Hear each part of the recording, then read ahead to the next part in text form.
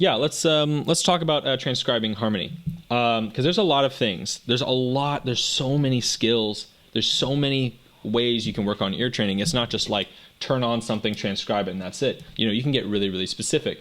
Something that I learned from my teacher is like anything you want to learn, anything at all, one of the things you have to think about is just what your brain does when it gets the thing correct, and trying to break that down into the smallest cognitive steps as possible, especially when we're talking about transcribing harmony.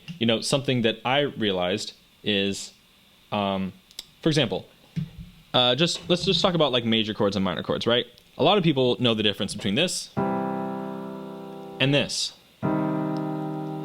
And why is that? I think the reason why people know the difference between that, but might not know the difference between this and this, or something, right, is with major triads, they're more common, and we just hear them more often. Especially, like, I know growing up as a kid, I wasn't necessarily listening to this all the time. I'd also listen to pop songs and rock songs and the Beatles and, lots of types of music where there's more triads, Not to say that the Beatles only use triads, but you know what I mean. And so major and minor is really common. But a really funny thing that happens is when people transcribe harmony and then a chord like this happens, which is a C altered chord, someone who's not as advanced in transcribing harmony might think that the way you can transcribe this chord is to hear the C and the E and the G sharp and the B flat and the E flat. But that's not how I do it. The way I transcribe this is the same way I would transcribe this. I know what this is, not because I hear the C and the E and the G, but because it's a major triad. I know what it is. So what I think is really important with transcribing is to also on the side make sure you're developing your harmonic vocabulary. So where when you hear this, you just know it's an altered chord without having to necessarily hear all the individual notes. Do, do, do, do, e. That being said, also good to be able to hear the individual notes. Something you should do is play an altered chord, like outside of the context of transcribing. You're just playing an altered chord and just trying to sing all the notes that you're playing. What if I did a crazy voicing like this? Let me see. Let me do something I'm uncomfortable with. Let's do a different one. Let's do this. Oh no. I've never really played this voicing before, so let's figure it out. Bo, ba, fa, fa, fa, fa, fa, doing things like that, trying to really hear that altered harmony, learn how to sing an altered scale. Sorry. Not the best singer, so I'm going to have a little bit of inconsistency with the intonation, but there you go, trying to do those different things. Now, backing up a little bit and getting more simple, the most important thing for me, in my experience, for me, I'm not everybody, I'm just me, but for me, I need to hear the bass note. If I can hear the bass note, I'm good to go. If I can hear the bass note, I know when it's a major chord, I know when it's a minor chord, I know when it's a dominant chord, I'm familiar with the qualities. So then the challenge is, can I just hear the bass note? Because if I can't hear the bass note, then I don't know, it's really difficult. Plus, if you can't hear the bass note, can you really hear the quality? Because the quality of the chord, major or minor, is based on the intervals from the root, right? So, really important to hear bass notes. The challenge with that is, this is just my theory. I don't know if this is true. I don't know if there's any science behind this. But my theory is that our ears tend to hear this register, this I should show my screen again. We hear this register, at least males hear this register really well, because this is where my voice is. My voice is somewhere, actually my voice is probably around here. And then when I sing, I sing up in here, kind of this tenor range up in here. And then women's voices tend to be up in here, higher or lower, somewhere around there. And so it's harder to hear down here.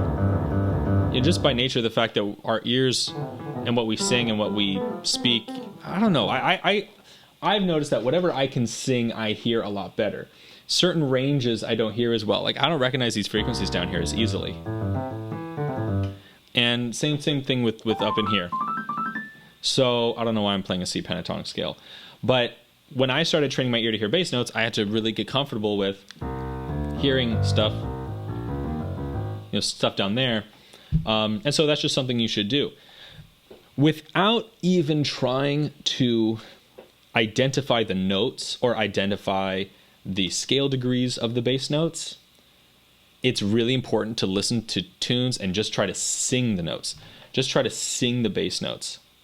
That to me is really, really important. So you can start really simple. You can just start with top 40, just like pop music, listen to it, try to sing the bass notes.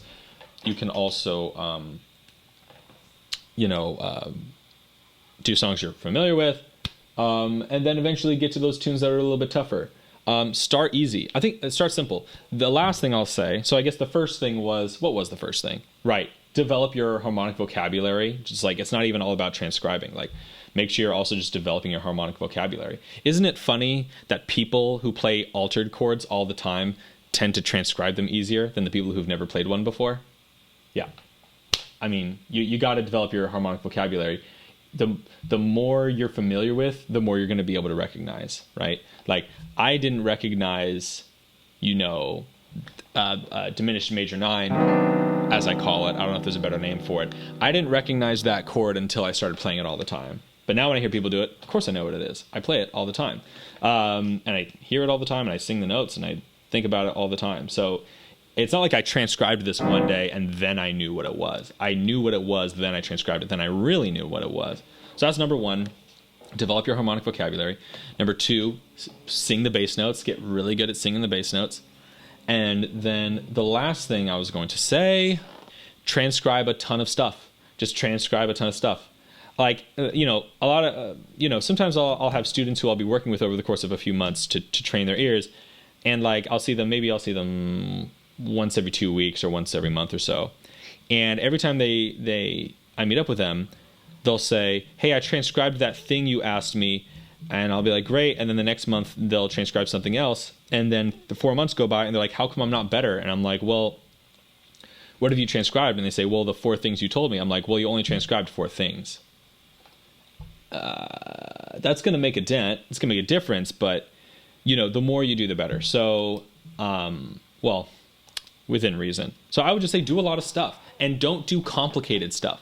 Don't do crazy shit just because, right? If you don't know what an altered chord is, okay, maybe you don't do like Stravinsky. Not that he uses a lot of altered chords necessarily. I don't know if he does or not. But it's really difficult to transcribe is my point, right? So stay within your, do something that's reasonable. Don't do something that's going to take 15 hours to transcribe, Transcribing is listening to something and figuring out what it is. Some people say it involves writing it down on paper. I'm not even talking about that. Although it is great to write it down on paper. I like doing that too.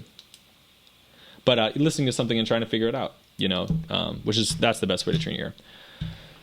What's up, you guys? Thanks so much for watching. I really appreciate it. If you like what you saw, please hit like, subscribe, and the notification bell.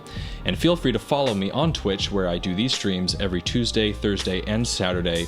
You can find the link in the description.